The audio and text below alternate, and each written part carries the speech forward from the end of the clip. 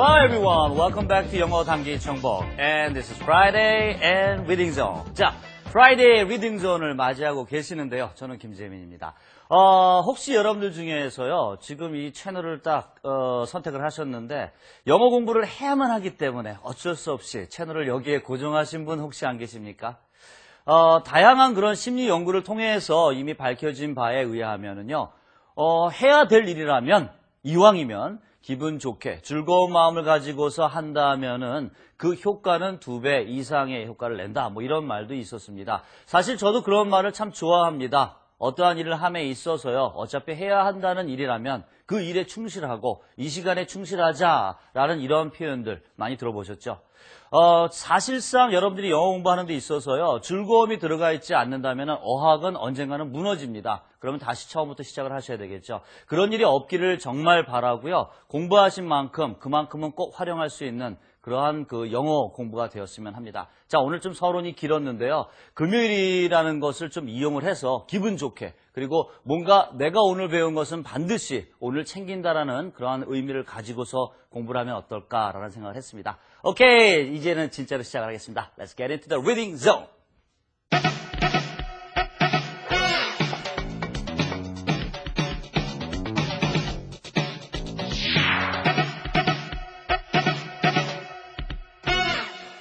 네, 오늘 여러분들과 같이 공부해 볼 부분은요, 바로 메모에 있어서 true, false와 관련된 부분입니다. 이미 앞에서 다른 공부를 하면서도 이 얘기를 했었기 때문에 기본적인 틀은 똑같습니다.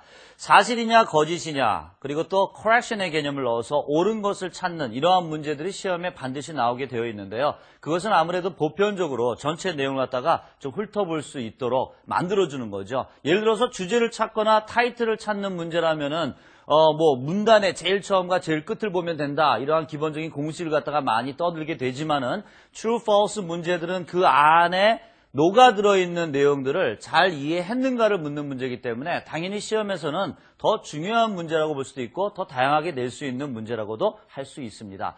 자, 그런데요.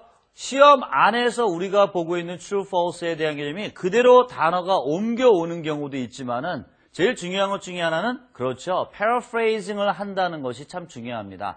단어를 다른 단어로 바꿔서 쓸 수 있다는 것. 바로 거기에서 함정에 걸려드는 분들이 예상외로 많거든요. 그렇기 때문에 paraphrasing은 기본적으로 여러분들이 이겨내야만 되는 경우고요.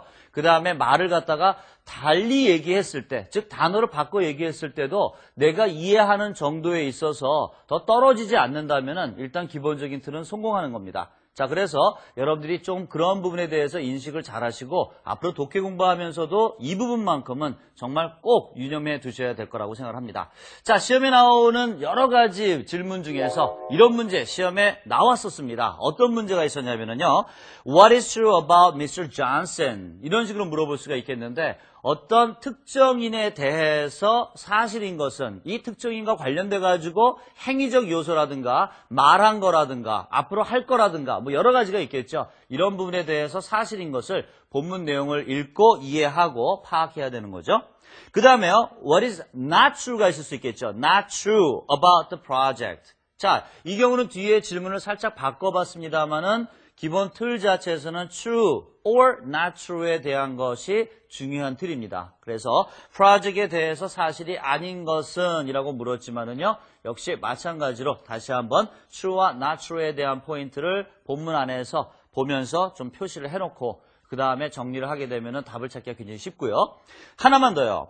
Which is not true according to the passage. 자, 이번에는요. 역시 기본적으로 앞에는 not true를 이용했는데 뒤에 about 이하에 according to the passage 이런 식으로 바꿔봤습니다. 그래서 지문을 주고 이 지문 내용에 대해서 묻는 거기 때문에 아까 사람이라든가 프로젝트처럼 구체적인 무엇인가를 주지 않은 경우에 해당됩니다. 그래서 전체적인 내용을 이해했는가 묻는 거죠. 자, 어떻게 보면 굉장히 폭이 넓기 때문에 더 어렵다고도 할 수 있겠습니다만은 여러분들이 기본적인 틀만 익히신다면 나머지 부분은 그렇게 크게 문제가 되지 않으리라 생각합니다. 자, 이렇게 true, false에 대한 거 다시 한번 제가 강조 또 해드렸습니다. 자, 그럼 이제 본격적으로 우리 단계별로 공부를 한번 해보겠습니다. 첫 번째 단계 시작하죠.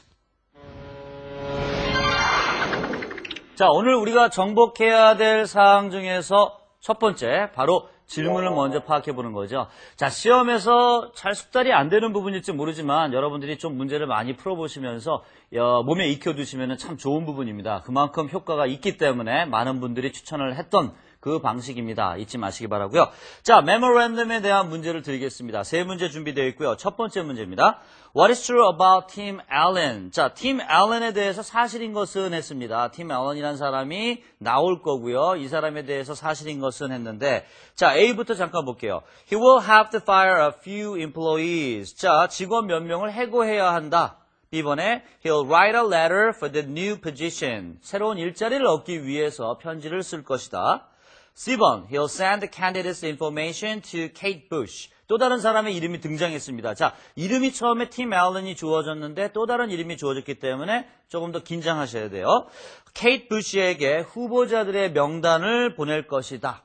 그리고 D번, He'll ask some questions to Kate Bush. 그리고 케이트 부시에게 몇 가지 질문을 할 것이다.